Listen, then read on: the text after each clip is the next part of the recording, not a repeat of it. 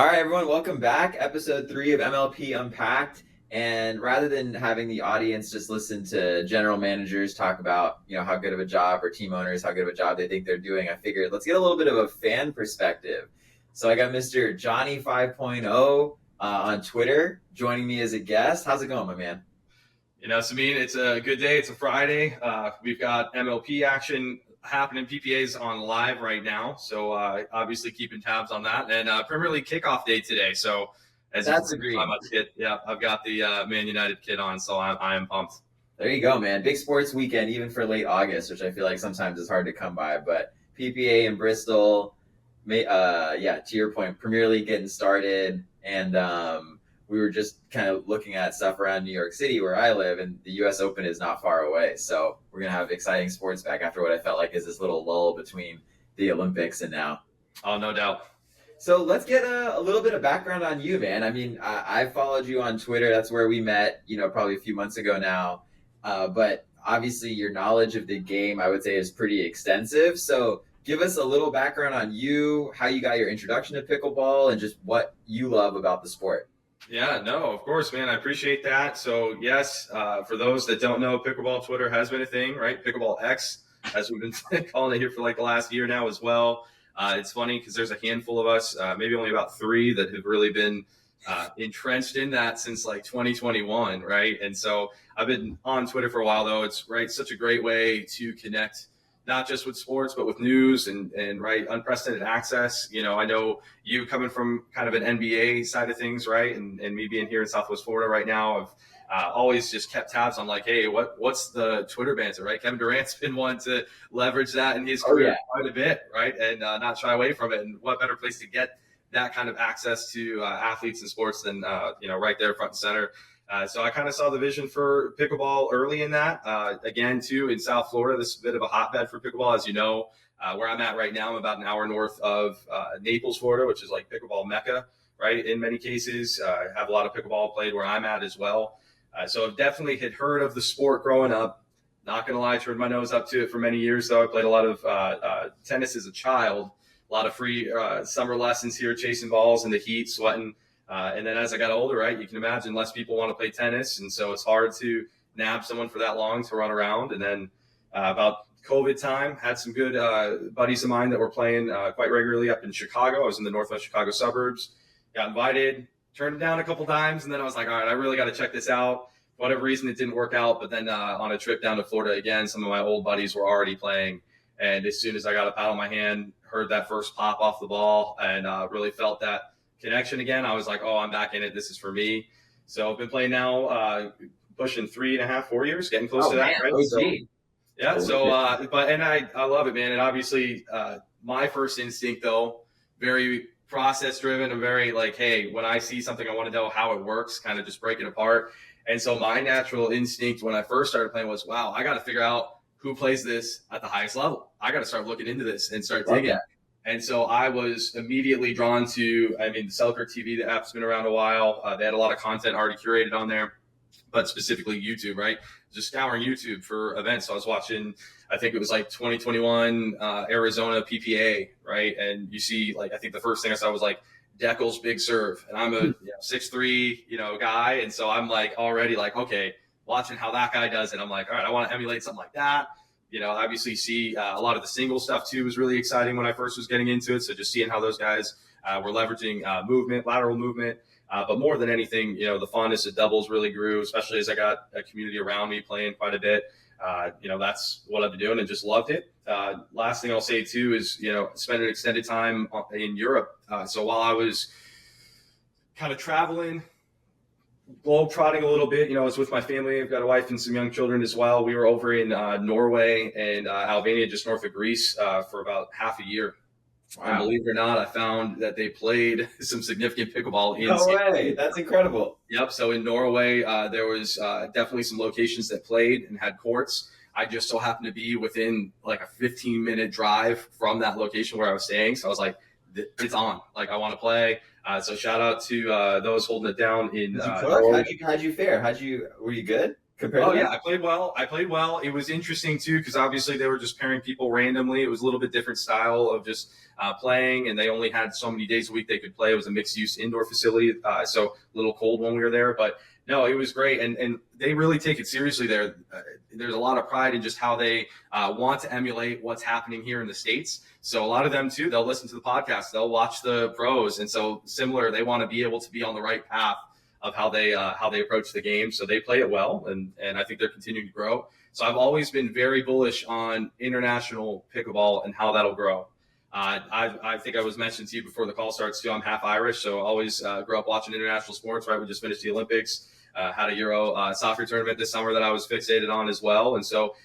I see really pickleball, especially with its low barrier for entry, its easy infrastructure build out as well. Right, there's definitely demand for padel there, and there certainly were some locations that had padel, but it's hard to access, right, and costly oftentimes. So as we see infrastructure just explode here in the States, I really am eager to see how that infrastructure takes shape, and you start seeing things like street pickleball, right? Yeah. It may not be as clean of a court, but hey, that's how they played soccer in Brazil for so many years. Man, street pickle is alive and well in Brooklyn, man. We don't have those nice paved courts with lines and fences like you guys do down in Florida, man. It's bring your own net, bring your own chalk, and line up on the blacktop and try and get some games in. And when I was in Norway too, I strung up just an indoor court. They have badminton courts in a lot of their gymnasiums. So there was a single basketball court indoor style that we were able to string up, and there was about 20 some odd international missionaries that I was able to teach pickleball to while I was there. So we had regular games happening, and they took it and ran with it, right? I just snuck those paddles in my bag, just brought a few over. It was like, hey, we'll see what happens. And sure enough, I was like, hey, anytime you guys want to play with them, and I'd be walking around at night and I'd hear in the distance, open gymnasium windows, there, the pop of the pickleball. So it was happening, man. And obviously a lot of friendships made over there and community building, but just kept up with it since I've been back. Did a little bit of podcasting, certainly a lot of opinion making on Twitter as well, and just again built some really good friendships through this sport. I love that. So let's talk, a little bit about the pro game, because I think one of the things I found following you that is really compelling and interesting is obviously your knowledge of other professional sports, whether it's international soccer or others, is pretty robust. What is it about the pro game and pickleball that gives you maybe optimism or a reason that you feel like you want to tune in? Oh, that's a fantastic question. I certainly think tactics, right?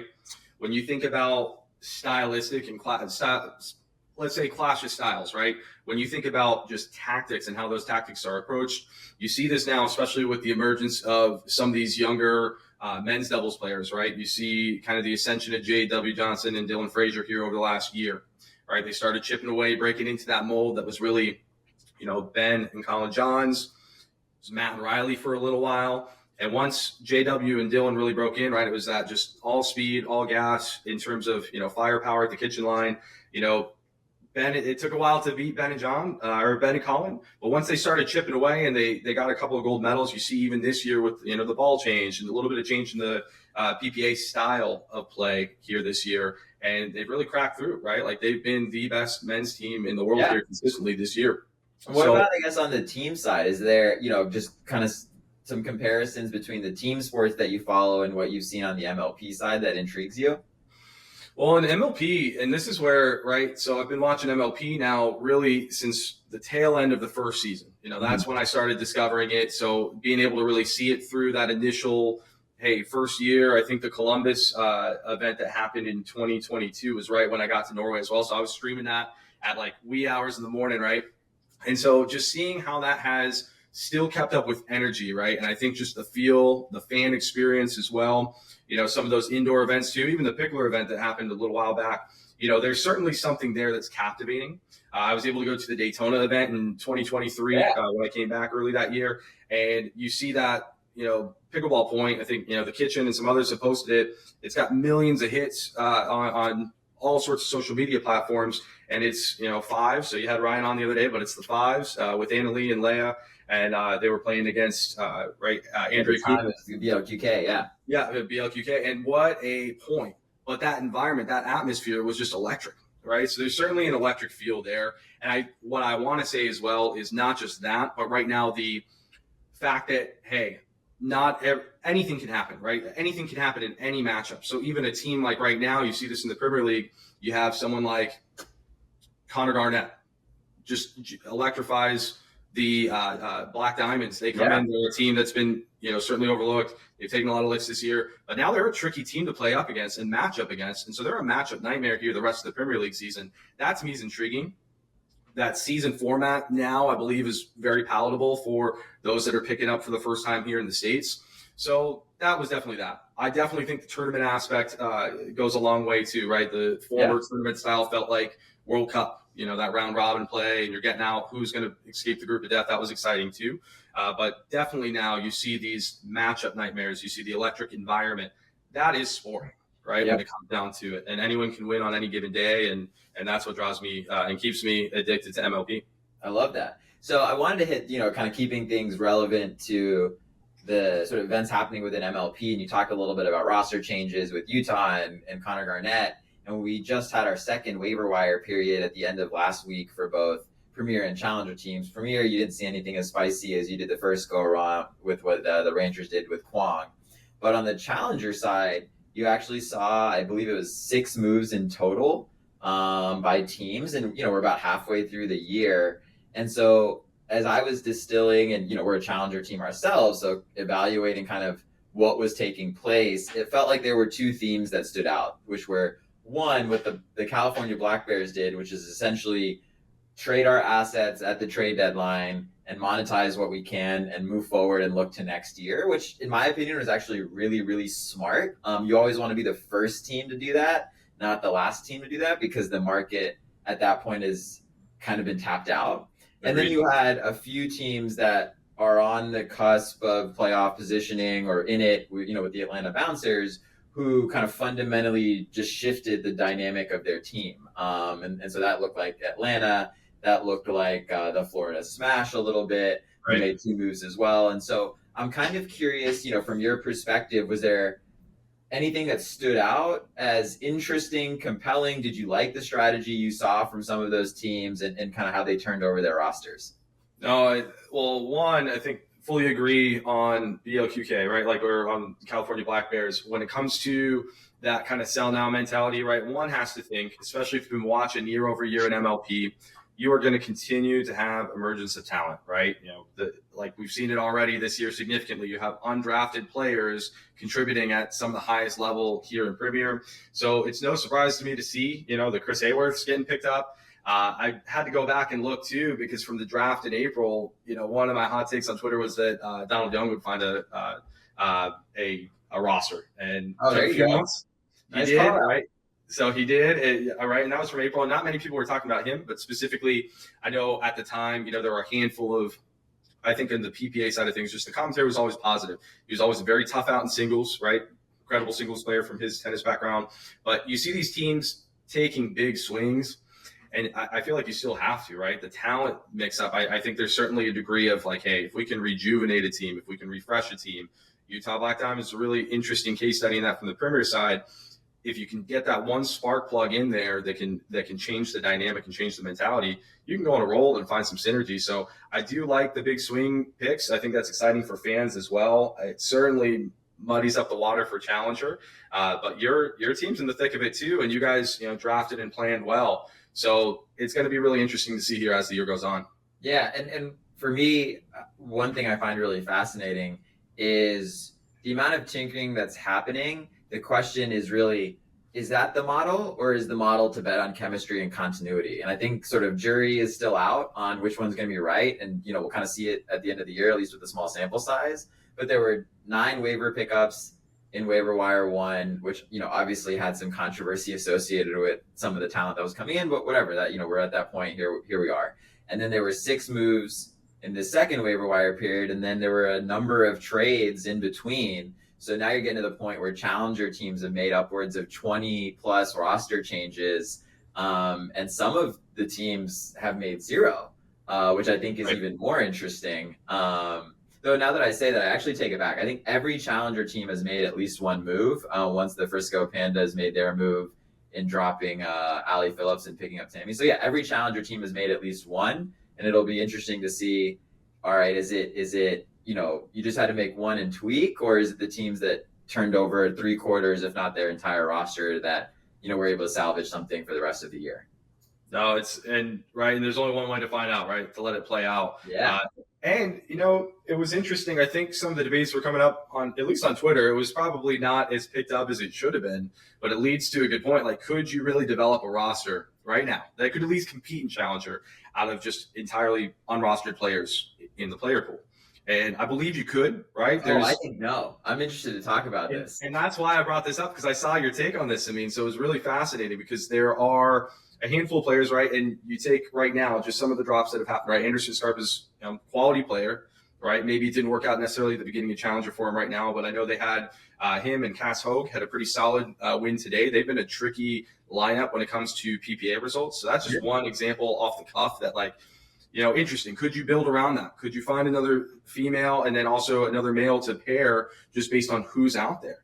And I do believe you could, right? It definitely takes a little bit more of that. Hey, if you're in the Challenger general manager seat and you would know this firsthand, you got to do your homework. You got to see proven results. But if there's unique looks and, again, stylistic changes, could you get someone in there that maybe has a different look, right? If you're searching for left-handed talent, those types of things I think all play into, hey, I don't necessarily have to have a team that, hey, they've won every time they've been out there. But if they're a tough out and we get some team chemistry and the energy that we're looking for to compete, anything could happen, right? So that's my opinion. No, that's interesting.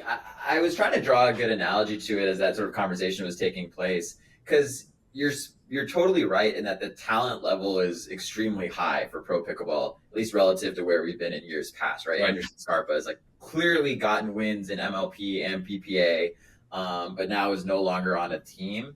And I feel like the right analogy is almost to basketball, in that if you put an all-star roster of G League players together, they could probably hang with, a few NBA teams, in my opinion, without a doubt, especially some of the bottom of the barrel NBA teams that we have. However, to put it together for a full season is where I think the flaws really would start to show themselves. That's why I think the value is in this format of a regular season and playoffs, where, yes, could you put a roster of 4 undrafted Challenger players and go out and win a few games? No doubt. Could they go out and for 23 matches prove that they're a top 4 team? I'm a little bit more skeptical on that one. Right. No, that's fair. I think, and remind me too, I believe the way it worked out with Donald Young getting picked up, I believe Yates was unrostered, Yates Johnson. I could be wrong on that. So, again, right there, that's 2 really interesting, at least male players to anchor a team. Yeah. Right. And so you do see, and both have had some of that MLP experience, so they know what it's like to be in that moment. And what I have seen too, what's really interesting, right, is it seems like teams that have won here in recent years, they've really got it anchored with at least one really good game planner, right? You've got some, whether it's from the players themselves or from a head coach, you've really got a good game planner, right? And seeing this up front, you maybe don't see it on the screen as much, but when you're in person, you see some of these just subtle nuances to how teams maybe are attacking opposing teams, right? You have to be adaptable. Every game's going to be different. And so I think you can really take some of that talent and maximize it if you have the right people around them to support those tactical. No, I think that's fair. Yeah. So one thing I wanted to go into a little, since we've got, a fan of the sport on this episode, what are some of the questions that you've had in your mind that, whether they've gone unanswered or you're curious about how they work? I believe we could continuously do a better job of just, explaining how our sport works, what the, interesting parts of it are, what the benefits are. And so I kind of wanted to open up the forum and almost let you take the lead here and say, hey, what is it that you've been curious about or been kind of kicking around in your mind that you want answered and that you think other fans might want answered too? Right. No, this is a great question. And, I thought about this a bit. Those that have been watching pickleball here the last couple of days, especially online, right, on social, they've seen a lot of concern with some of these serve rules that were being tested and maybe tweaked. So, it brings me back to presentation, right? MLP, I know this year there's been a lot of just growing pains and adaptation in terms of presenting the product. Do we have the right cameras? Do we have the right line technology? Are the rules digestible for the fan? So I guess my question for you, Samin, and I've talked to a few other GMs about stuff like this in the past. What does the future look like? What do you think a perfect world looks like in terms of presentation of this sport to the fans? How are you going to connect further with the fans? So there are 2 things in my mind that we need to really nail in order to make this compelling and interesting for fans. The first is, what does it look like on the screen?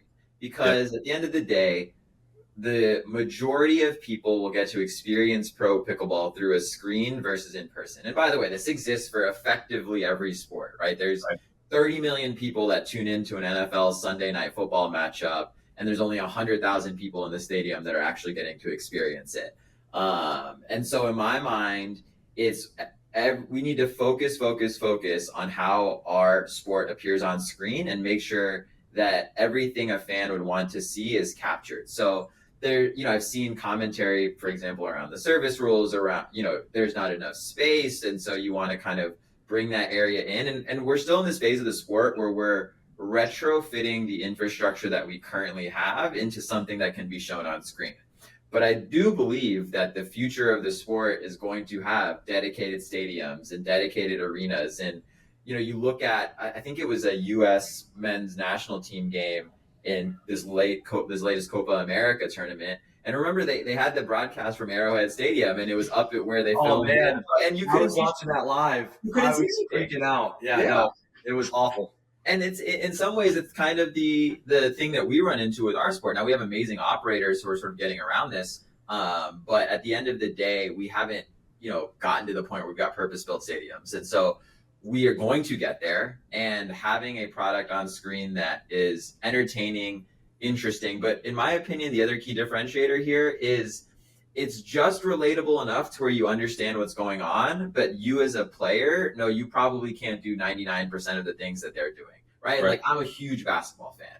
I've played basketball my entire life. When I watch an NBA game, I know that they're shooting the same shot I might shoot, but I cannot do it in the way that they're doing it. Right. And that is something that I do think really, really needs to come across. So something like big serves, like, we have to allow for that, in my opinion, because that's something most players would never actually be able to do in their, rec leagues or rec plays, or incredible hand battles, or, lobs that are just above a player's reach and touch the baseline, right? These are all things that we need to capture and be able to really translate on screen and show the consumer that, yes, this is the same sport that you may be familiar with, but it's being played at a much, much higher level.